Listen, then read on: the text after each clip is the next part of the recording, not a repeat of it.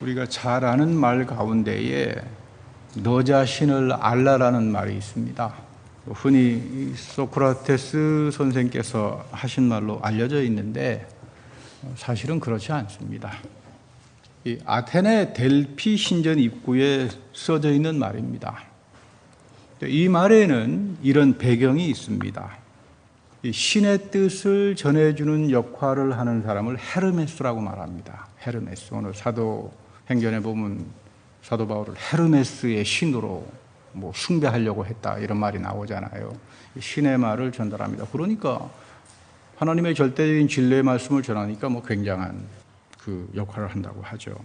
이 신의 말을 받아서 그 진리를 해석해 준 사람을 여기서 이제 이른바 해석이라는 말이 나옵니다. 헤르메노이틱, 학문에서는 최고봉으로 여깁니다. 왜냐하면 여러분 어떤 학문이라도 심지어 자연과학까지 포함해서 사람이 이해하고 해석하지 못하면 살아갈 수가 없잖아요. 그래서 이해와 해석, 진리를 드러나게 하는 학문이 해석학인데 대단히 어렵고 좀 쉬우면 좋겠는데 쉬운 게 아무것도 없습니다. 어쨌든 최고의 학문의 이제 고봉인데 헤르메스로부터 온 사람이다. 사도 바울 전통에서 나오는 말입니다. 해석학이라고 하는 게. 사실 그렇잖아요, 여러분. 그 사회에서도 개념 없는 사람이 사회가 어떻고 세상이 이렇게 하면 해악만 끼치잖아요. 그 하나님 말씀의 진리를 모르는 사람이 교회가 이렇고 저렇게 하면 이상한 사람이 되지 않겠습니까? 그 매스미디어도 그렇습니다. 바른 해석, 사회적인 사태를 가지고 이야기하는 게 아니라 팩트만 말합니다. 그러고 가만히 보면 팩트는 말하지 않고 자기 생각 95%를 이야기하면 그거는 공영방송이 안 됩니다. 그러면 세상에서도 이거 윤리위원회에 회부해가지고 이거 엉터리 보도한다고 징계를 당합니다. 어쨌든 이 델피의 신전에 가게 되면 너 자신을 알아라. 여기는 두 가지 조건을 제시합니다. 너희들이 이 헤르메스의 역할, 신의 말을 이제 들으려면 첫째, 질문 많이 하지 마라. 이게 첫 번째 조건입니다. 왜냐하면 질문을 많이 하는 사람은 신실함이 없다. 그래서 이제 그걸 금합니다. 와서 자기 정보 지식을 받아가지고 막 자랑하고 싶어서 말을 많이 하면 진리의 말씀이 필요하겠습니까? 그 사람 앞에. 그렇잖아요. 그리고 그 당시에는 그런 사람들이 많았어요. 이 신전 저 신전 찾아다니면서 간보기 따오게 해가지고 자기 마음에 드는 거 딱 적어서 여기 와서 다른 말하면 따지고 그런 사람들이 많아서 질문 많이 하지 마라. 두 번째는 미치지 마라. 그런 말입니다. 여러분 미치면 정신 이상이 되면 진리를 알아둘 수가 없잖아요. 말 많이 하지 마라. 생각을 온전하고 정상적인 생각을 해라. 그래야 신의 말을 들을 수 있다. 그런 이야기입니다. 그래서 이 그리스 전통에서는 원래 너 자신을 알아라라고 하는 말의 원래 뜻은 너 자신을 배려하라. 너 자신을 살펴보아라. 이런 뜻입니다.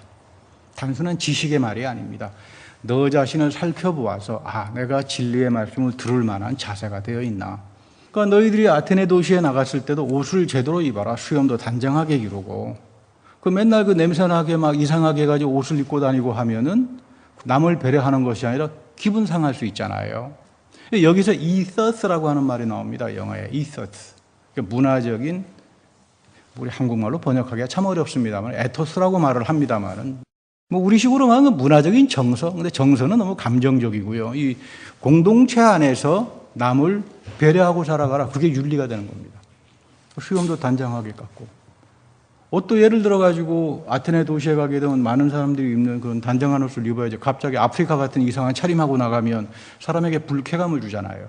그래서 여러분, 너 자신을 알아라라고 하는 말은 윤리적인 배려를 말합니다. 너를 살펴보고 진리의 말씀 앞에서 다른 사람들을 배려하고 살아가라. 이건 소크라테스의 말이 아닙니다. 대단히 윤리적인 말이죠. 그리고 말 많이 하지 마라. 엉뚱한 데 돌아다니면서 간보기 해가지고 사람 시험 들고 하고 이거는 진리를 절대 갖지 못한다. 그런 정보 지식 가지고는 신의 말을 듣지 못한다. 그리고 미치지 마라.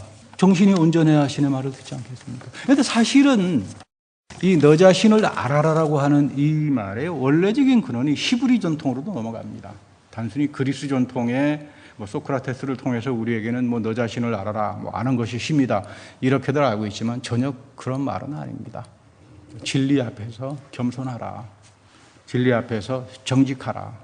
이게 우리 성경에도 보면은 신앙생활이라고 하는 게 그런 거 아니겠습니까? 하나님 말씀을 대할 때 맑고 단순한 마음, 어린아이와 같은, 예수님께서도 그런 어린아이와 같은 마음에 하나님 나라가 임재한다 그러잖아요.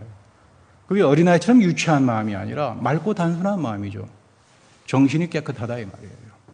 여러분 미쳐가지고 우리 하나님 말씀 뭐 배울 수가 없잖아요. 그리고 하나님 앞에서 말 많이 하지 말아야 됩니다. 저도 참 고민 많이 합니다. 여러분들에게 제가 말을 너무 많이 해서 주님 저도 기도할 때는 참 침묵으로 기도하는데 이제 말 좀 그만하고 좀 살게 해 주십시오. 근데 잘 안 돼요.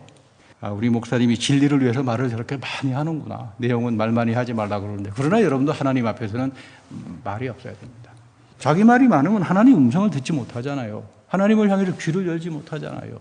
순종하고 싶은 마음이 안 생기잖아요. 그래서 이런 하나님 앞에서 말이 많아지게 되는 걸 예수님께서 오늘 본문에 증언부언하는 자라고 하는 거죠. 기도도 그렇게 막 말을 많이 하면 하나님께서 들어주는 것처럼. 증언부언이라고 하는 말은 다른 말이 아니죠. 하나님 귀를 향해서 막 소리 지르는 겁니다. 아셨어요? 이거 들어줘야 계속 뭐 주문처럼 떠드니까 예수님께서 그 이방인처럼 그 증언부언하지 마. 다 여기서 나오는 말들이에요. 오늘 이런 너 자신을 알아라를 통해서 오늘 기도의 신비가 뭔가, 우리가 하나님과 영적 교제하는 게 뭔가. 이 사도행전 14장 11절과 12절을 보면 이 루스드라에 발을 쓰지 못하는 장애자가 있었습니다. 근데 바울이 보니까 이 사람 마음 가운데 고침을 받을 만한 믿음이 있다. 이거 참 중요하죠. 믿음 가운데, 믿음은 여러분 등급이 있죠. 그리고 우리 좀 신학적으로 어려운 말로는 믿음의 유비라는 말로 씁니다만은, 그럼 굉장히 좀 어려운 표현이고, 이 고침받을 만한 믿음이 있는가 하면 고침받지 못할 믿음도 있는 거죠. 믿음의 등급이 있어요. 믿음의 단계를 말하는 거죠. 바울은 상당히 그걸 중요하게 여깁니다. 내가 믿음을 갖지 못한다 그 말이에요. 믿음은 하나님께서 주시는 선물로 끊임없이 새로워지기 때문에 그 단계에 따라서 내 믿음이 항상 새로워지는 거다. 그런데 이 사람에게 고칠 만한 믿음이 있다고 하는 말은 뭐냐면 전폭적으로 예수 그리스도 안에 나타난 하나님의 은혜를 신뢰하는 마음을 받다는 거죠. 바울은 영적으로 뛰어난 분이니까 그 마음 속에 구원받을 만한 믿음, 용서받을 만한 믿음을 보았다. 그래서 이제 병이 일어납니다. 그랬더니 동네 사람들이 난리가 납니다. 뭐 이거 신이 내려왔다. 그래서 우리에게 제우스가 내려왔다. 헤르메스가 내려왔다. 이 동네 그 전설 따라 삼천리에 보면 그런 말이 있어요. 몇천 년 전에 이 제우스는 뭐 신들의 가장 우두머리 아닙니까? 그리고 이 신 제우스를 해석해 주는 사람이 헤르메스거든요. 자기네 동네에 왔는데 사람들이 무시를 해가지고 태자를 놨더니 아주 이 동네가 이제 심판을 받아서 멸망했다. 그래서 큰 나무 그루 하나가 세워졌다. 너희들은 앞으로 신들이 너희 동네에 오게 되면 함부로 하지 마라. 보니까 바나바가 인물이 좋았던 모양이에요. 그래서 바나바를 제우스처럼 봤던 모양이죠. 그 바울을 헤르메스라고 이야기했던 건 주로 이제 바울이 말을 많이 하니까 뭐 설교를 전달하고 복음의 진리를 말하려면 뭐 본의 아니게 말을 많이 해야 되잖아요. 그래서 헤르메스가 된 겁니다. 그래서 이제 이 사람들을 우리가 섬겨야 되겠다고 난리가 났는데 여기서 가장 중요한 건 뭐냐 하면 자기 숭배입니다. 우상 숭배라고 하는 것은 꼭 뭐 옛날에 뭐 저급한 종교를 믿는 사람들이 우상 숭배하는 게 아니라 우리 사회 곳곳에 우상 숭배는 다 들어와 있어요. 성경에는 자기 숭배하지 말라고 그럽니다. 이 자기 숭배하고 가장 반대되는 말이 메타노이아예요. 하나님을 향해서 돌아서라고 말이에요. 저 길로 가면, 자기 숭배로 가면 거기는 죽음밖에 없다. 그런 이야기죠. 근데 오늘 바나바 바울이 우리도 너와 성정이 같은 사람이다. 이게 굉장히 중요한 표현이죠. 성정이 같다. 너나 나나 똑같다 이 말이에요. 이거 굉장히 대단한 이야기입니다. 우리가 지금 하나님 말씀을 전하고 능력을 베풀지만 동네 사람들이 와서 신처럼 떠받으려고 할 때 이 사람들이 하는 이야기가, 바울이 하는 이야기가 너의 성정이나 우상숭배는 너의 성정이나 나나 다를 바가 없는 똑같은 죄인들이다 그 말이에요. 여러분 이거 쉽지 않죠. 이거 쉽지 않습니다. 위대한 사도들이 이런 자세를 가지고 선교를 합니다. 나는 없는 거죠. 살아계신 하나님의 능력만 나타나는 거죠. 나를 통해서 접촉점을 만들지 마라. 내가 하나님의 영광을 가리는 자들이 아니다. 너와 내가 다 똑같은 인간의 성정을 가진 죄를 짓고 사는 사람들인데 우리를 쳐다보지 마라. 자기 숭배하지 마라. 그런 이야기죠. 근데 사실은 이 전도 여행을 통해 가지고 바울이 아주 죽을 고생을 합니다. 돌멩이로 쳐맞고요. 끝까지 바울을 죽이려고 했던 유대인들이 쫓아와가지고 돌로 쳐가지고 죽게 내버렸다 그래요. 죽은 줄 알았는데 보니까 살아났거든요. 그러니까 바울이 참 죽을 고비를 몇 번 넘깁니다. 돌멩이에 맞는다는 게 여러분 쉬운 일입니까? 그 당시에 무슨 의학적인 치료법이 그렇게 대단한 것도 아닌데 아무튼 돌멩이로 맞아가지고 죽어가는데 하나님은 그 사건을 통해서 놀라운 일을 한 가지 합니다. 상상하지도 못하는 엄청난 축복을 바울에게 줍니다. 그게 16장에 가게 되면 그곳에서 루스드라에서 디모데를 얻게 돼요. 여러분 우리가 전도합니다. 복음을 증거합니다. 오늘 제가 여러 번 말씀드렸습니다. 복음 증거할 때 쓸데없는 생각 갖다 놓지 마라. 복음 자체만으로 충분하다. 인간적인 거, 문화적인 거, 이런 접촉점적인 거 갖다 끼우지 마라. 다 표절이고 하나님 말씀을 문화화하는 건 큰 죄악이다. 그러니까 복음만 순진하게 전하면 되는 겁니다. 하나님이 너를 사랑하고 하나님이 교회를 통해서 이렇게 되고 내가 그 하나님을 만나니까 참 좋더라. 이거 이상의 무슨 여러분 복음 전파가 있겠습니까? 그런데 놀랍게도 하나님은 그런 바울의 복음 전파를 통해서 돌멩이로 맞아 죽게 되었지만 그 바울이 얼마나 억울했겠습니까? 저 같으면 굉장히 억울해가지고 불평이 나올 겁니다. 내가 주님 말씀 지키고 병까지 고쳤는데 돌멩이로 맞아 죽고 이건 말이 되는 이야기입니까? 근데 하나님께서 위로하세요. 디모데를 얻게 합니다. 평생 아들처럼 바울의 미니스트리를 조력하게 한 위대한 디모데를 바울은 거기서 얻게 되는 거죠. 그 로마에 가시는 분들은 사도 바울의 무덤을 가서 보면은 바로 옆에 디모데 무덤이 같이 있어요. 같이 순교하고 같이 죽습니다.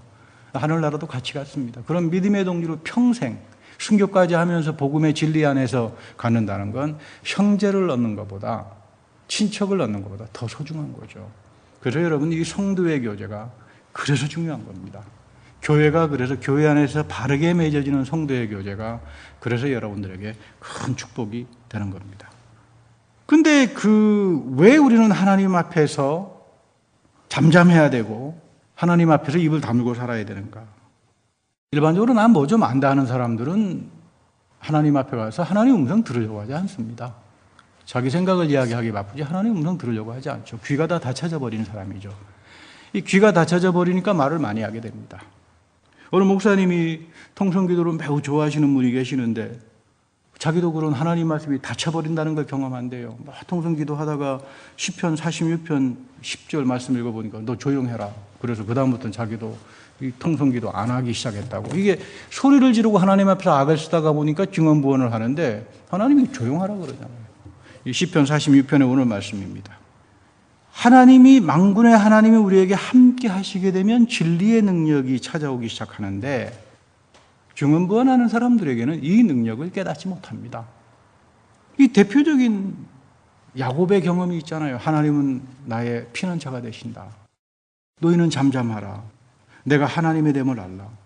대표적으로 만나는 게 홍해에서의 사건이었죠. 바로의 군대가 쫓아옵니다. 돌아갈 데가 없습니다. 뒤에는 홍해입니다. 이거 어떻게 하면 좋습니까? 그때 하나님께서 하신 말씀이 입 다물어라 그 말이에요. 불평하지 마라. 쓸데없는 말 내보내지 마라.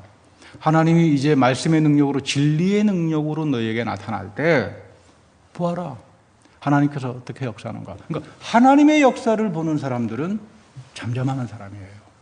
잠잠하지 않고서는 이 하나님이 어떻게 위대한 역사들을 이끌어가는가를 보지 못합니다. 불평하게 되면 말 많게 되면 모세에게 그런 말 하잖아요. 애굽에 매장지가 없어가지고 우리를 여기에 끌어내서 죽이려고 그러는 거냐. 불평, 불만, 책임전가입니다. 성경에서는 책임전가를 원죄라고 이야기하죠. 성경에서는 가장 사랑하는 태도가 잘못했으면 내가 잘못했습니다 하는 겁니다. 하나님이 준 누구 때문에 이거 책임전가죠. 기독교가 교회가 이 도덕을 가지고 기독교가 뭡니까? 잘못을 자기 잘못으로 인정하는 사람들이 기독교인들이고 그게 교회의 자세예요. 누구 탓할 필요 전혀 없습니다. 왜 우리에게 광야에서 이렇게 죽게 하느냐? 불평, 불만, 책임전가. 자기가 뱉은 말로 다 심판당합니다. 성경에서는 하나님 앞에서 잠잠하라. 하나님은 우리가 하는 말 그대로 부메랑으로 돌아옵니다.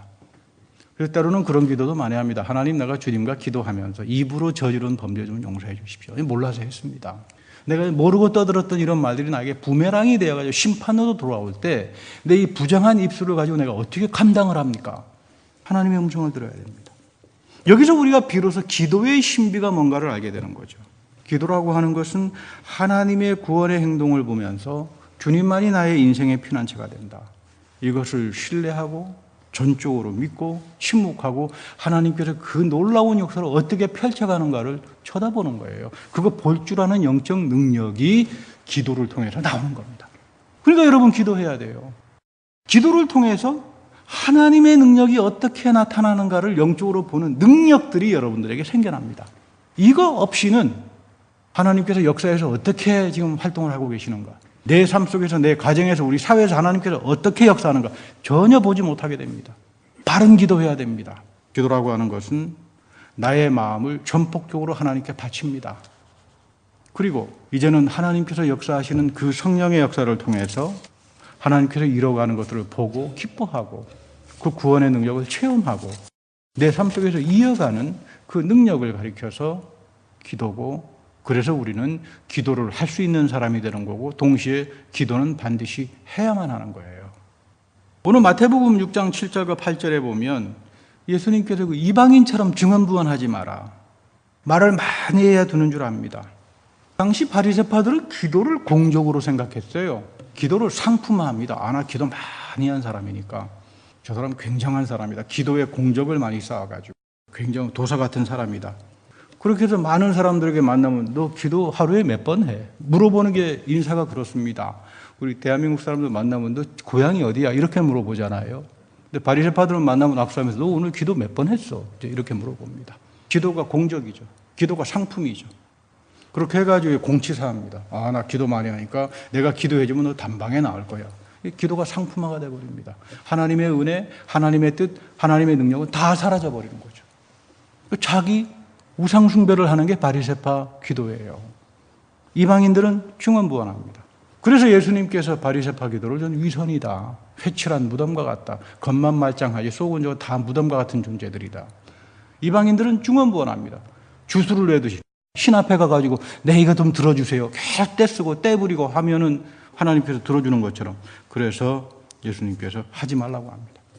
증언부언 기도의 대표가 엘리야가 바알 선지자들하고 싸움을 하잖아요. 열왕기상 18장에 보면, 그때 보면 아침부터 낮까지 바알의 이름을 부르고, 그러니까 얼마나 많은 시간을 불렀겠습니까? 아침부터 낮까지 바 해가지고요. 그래서 바바리안이 돼버린 거예요. 바바바바 하다가, 그러다가 이제 나중에 안 들리니까 어떡하면 자기 몸에 상처를 내고요, 떼고떼고 구르고요, 춤추고 뛰고. 그래서 이게 여러분 대표적으로 증언부언입니다. 기도는 주술을 외우거나 마술처럼 뭐 이렇게 떼쓰고 하는 그런 게 아니다. 그거를 지금 예수님께서 말씀하시는 겁니다. 신앙생활에서 가장 중요한 것은 기도가 무엇인가를 알고 그 방향으로 가는 겁니다. 신앙생활에서 가장 중요한 건 방향을 잘 잡는 거예요. 방향을 잡지 못하면 여러분 이상해지잖아요. 어떤 사람이 예루살렘에 가는데 마차를 탔습니다. 앞으로 여기서 예루살렘까지 얼마나 걸립니까? 그랬더니 30분 걸린대요. 쭉 가다가 이제 잠깐 잠이 들었다가 깨서 물었습니다. 이제 예루살렘 다 왔어? 그랬더니 1시간 남았습니다. 아니 당신 아까 30분이면 간다고 그랬는데 왜 또 1시간 남으냐? 그랬더니 이 마차는 예루살렘 반대 방향으로 가는 마차입니다. 여러분, 예루살렘 반대 방향으로 가는 마차를 타고요, 나는 지금 뭐 예루살렘에 가겠다 그러면 뭐가 되겠습니까? 신앙생활은 방향입니다. 처음부터 신앙생활을 하면서 방향을 잘 잡아야 돼요. 그래서 여러분 우리가 하나님 말씀을 읽는 거예요. 그 방향의 모든 내용들이, 진리의 내용들이 성경에 있잖아요. 그래서 우리가 순종하는 거죠. 우리 사도 바울도 그런 이야기 하잖아요. 그 무슨 허공을 치는 권투 선수처럼 내가 열심도 있고 뭐 여러 가지가 있는데 한 번 치려면 정확하게 상대방을 가격해야지, 허공을 치는 권투 선수처럼 뭐 그렇게 하면 힘만 빠지고 자기만 문제가 생기지 않겠습니까? 기도를 그렇게 하지 마라. 신앙생활을 제대로 온 방향을 가지고 제대로 들어가라. 이게 지금 성경이 이야기하는 거죠. 하나님께서 우리의 필요한 것을 아십니다. 하나님께서 내가 간구하는 것을 사랑합니다. 하나님께서 내 필요한 걸 아는데 내가 뭐하러 간구하나? 하나님께서 사랑해요. 하나님께서 너의 간구하는 걸 알고 있지만 너가 인격적으로 아버지 하나님 앞에 간구하는 걸 하나님이 사랑합니다. 이거 하나님의 성품이에요. 그 허락하심 때문에, 그 하나님의 사랑 때문에 우리가 간구를 하는 거죠. 오늘 가장 대표적으로 보면은 빌립보서 4장 6절, 아무것도 염려하지 마라. 모든 일을 오직 기도와 간구로 하라. 이 재미있죠. 바울이 기도하고 간구를 구분합니다. 우리는 지금까지 기도하면 다 간구를 생각했는데 바울은 기도를 그렇게 생각 안 했어요. 간구는 내가 몸이 안 좋을 때, 내가 경제적으로 어려울 때, 내가 어떤 계획을 할 때 하나님 내가 이렇게 하고 싶습니다. 도와주십시오. 간구죠. 하나님께서 우리가 필요한 걸 아시니까 우리가 간구하기를 원합니다. 소통하기를 원합니다. 그러나 기도는 간구의 차원을 넘어갑니다. 기도는 내 마음의 중심을 전폭적으로 하나님께 바치는 겁니다. 그래서 전폭적으로 신뢰하는 내 마음속에 하나님이 어떻게 역사하시는가, 잠잠하고 하나님이 내 인생 속에서 놀라운 일들, 어떻게 하나님이 하늘의 만나를 나에게 쏟아주시는가, 하나님께 이 사회에서 이 교회 속에서 내 인생 속에 찾아오셔서 내 마음을 바친 이 것들을 통해서 하나님이 능력을 어떻게 베풀어 가시는가, 그거를 영적인 태도로 쳐다보고 감사하고 순종하고 살아가는 게 여러분 기도입니다. 하나님이 나의 마음을 받으실 때 주님이 1차적으로 응답하는 게 평화입니다. 하나님의 평화가 나의 기도 가운데에 응답으로 오실 때, 하나님이 나의 죄를 용서하시고 나의 마음을 받으시고 나를 평화롭게 인도하시면서 하나님 마음에 합한 자로 만들어 갑니다. 여러분, 기도 가운데 가장 소중한 기도는 주님의 평화로 나에게 응답해 주십시오. 평화, 하나님이 다스리는 거잖아요. 여호와 샬롬, 하나님이 내 삶 속에 와서 내가 주님께 내 마음을 바쳤으니까 내 삶을 다스려 주십시오. 하나님이 내 삶을 다스려 줄 때에 평화가 오는 겁니다. 하나님이 이기시는 분이잖아요. 내 삶 속에서 하나님의 것으로 채워갑니다. 그래서 기도가 되어 갈수록 나는 하나님의 용서를 더 많이 깨닫고 하나님께서 나를 다스리면서 나를 새로운 존재로 만들어가면서 성별된 존재로 만들어가는 그 은혜를 우리는 기도를 통해서 알게 되는 겁니다. 우리 기도는 증언부언이 아닙니다. 주문을 외우듯이 소리 지르는 것도 아닙니다. 바리새파처럼 자기 공적을, 자기 업적을 드러내서 기도를 마치 상품화하는 것도 아닙니다. 하나님께서 내 삶 속에 오셔서 온전하게 낫을 다루어 주시고 그 다스려 주심을 통해서 나의 중심을 하나님께, 내 마음의 중심을, 내 거룩의 중심을 여러분들이 헌금하듯이 내 거룩의 중심인 마음을 하나님께 온전히 바칠 때에 여기서부터 하나님의 평화가 여러분들을 다스리기 시작합니다. 이 평화를 체험할 때, 이 평화를 여러분들이 경험할 때 여러분들은 세상에서, 이 사회 속에서, 내 삶 속에서, 이 교회 속에서 하나님이 어떤 위대한 기적과 은혜의 사건들을 이루어가는가, 그거를 볼 줄 아는 영적인 능력들이 생겨나는 겁니다. 나는 여러분들이 이런 기도를 통해서 이런 기도의 능력, 영적인 능력을 많이 체험하는 분들이 되었으면 좋겠어요. 근데 우리 교회는 다 이렇게 선별되신 분들이 대부분입니다만은, 이 기도를 통해서 하나님이 나를 새롭게 하는구나, 하나님이 나를 살피게 하고 나를 하나님의 마음에 합한 자로 만들어 가시는구나. 진정 성경이 말하는 메타노이아, 항상 내가 물구나무 서기를 하고 하나님을 향해서 돌아서는 그런 삶들을 통해서 정말로 세상에서 영적으로 이기는 자들, 그리고 하나님이 여러분들의 삶을 평화로 다스려주면서 놀라운 홍해 사건 속에서 일으켰던 그 기적이, 그 만나의 사건들이 오늘 여러분들의 삶 속에서도, 우리 교회에서도 이어가는 그런 복된 하나님의 종으로서의 삶을 살기를 축복합니다. 다 같이 기도하겠습니다. 하나님, 우리는 하나님께 많은 간구를 했지만 진정 내 중심을 주님께 바치는 기도를 하지 못했습니다. 이 시간 우리가 내 마음에 정직한 중심을 주님께 바치고 내 마음이 이제는 어린아이처럼 하나님의 다스림을 받는 평화의 다스림을 얻길 원합니다. 우리의 기도가 중언부언하는 기도가 되지 않게 하시고, 또한 우리의 기도가 상품화를 해서 자기를 드러내고 공치사하는 것이 아니라 온전히 하나님의 사람으로 새로워지고 복되고 그리스도의 장성한 분량에 이르는 영적인 능력을 얻는 그 기도의 신비를 우리 모두에게 허락하여 주시고 체험케 하여 주옵소서. 우리 구주 예수 그리스도의 이름으로 감사하며 기도드립니다. 아멘.